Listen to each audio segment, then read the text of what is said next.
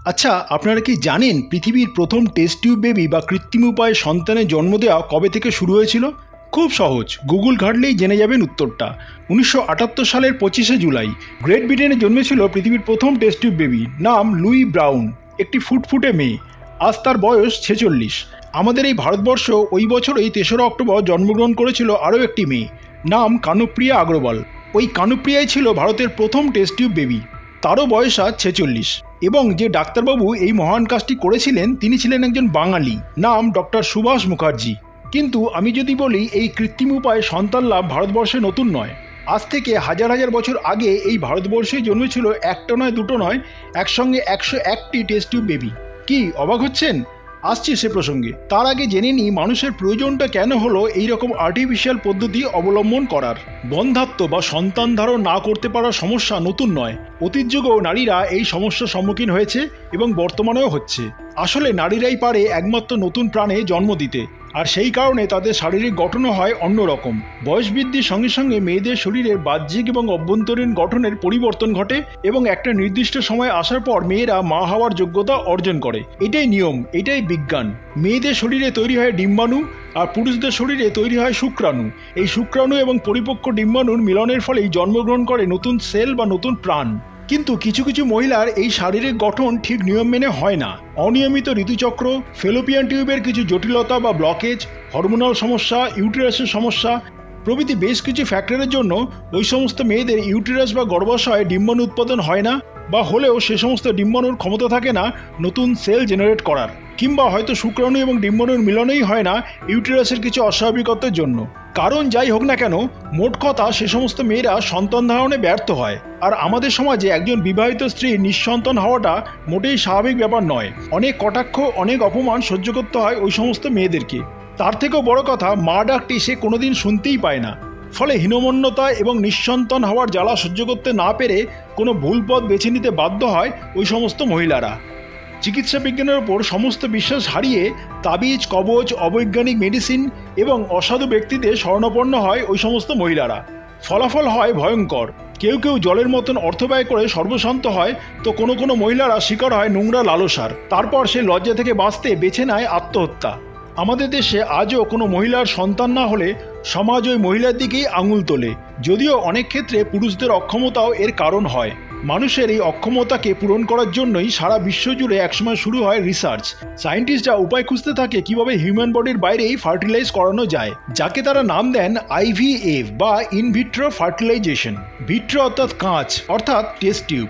1891 সালে কেমব্রিজ ইউনিভার্সিটির প্রফেসর ও physician Walter heap প্রথম কোনো প্রাণীর শরীরে সাকসেসফুলি ভ্রূণ ট্রান্সফার করতে সক্ষম হন। তারপর একের পর এক রিসার্চ শুরু হয় এই IVF-কে নিয়ে। বিভিন্ন প্রাণীদের ওপর চলে এর পরীক্ষা নিরীক্ষা। 1973 সালে ইংল্যান্ডের দ্য ল্যান্সেট জার্নালের একটি রিপোর্টের মাধ্যমে জানা যায় যে অস্ট্রেলিয়ার মোনাস ইউনিভার্সিটির কয়েকজন সায়েন্টিস্ট প্রথম কোনো মানুষের শরীরে কৃত্রিম উপায়ে ভ্রূণ প্রতিস্থাপন করতে সক্ষম হয়েছে, যদিও সেই ভ্রূণ মাত্র কয়েকদিনই বেঁচে ছিল। এরপর প্যাট্রিক স্টেপটো এবং রবার্ট এডওয়ার্ডস নামের দুজন ব্রিটিশ ফিজিওলজিস্ট 1968 সাল নাগাদ এই IVF নিয়ে রিসার্চ শুরু করেন এবং অবশেষে 1978 সালের 25শে জুলাই পৃথিবীর প্রথম টেস্ট টিউব বেবি লুই ব্রাউনের জন্ম হয়। ওই বছর অর্থাৎ 1978 সালে 3রা অক্টোবর হাজারিবাগের একজন বাঙালি ডাক্তার ডক্টর সুভাষ মুখোপাধ্যায় ভারতবর্ষের প্রথম দুর্গা নামক একটি ফুটফুটে সুস্থ মেয়ের জন্মগ্রহণ করান এই IVF পদ্ধতির মাধ্যমে। আজ দুর্গা, যার আসল নাম কানুপ্রিয়া আগরওয়াল, 46 বছর বয়সে পদার্পণ করেছে।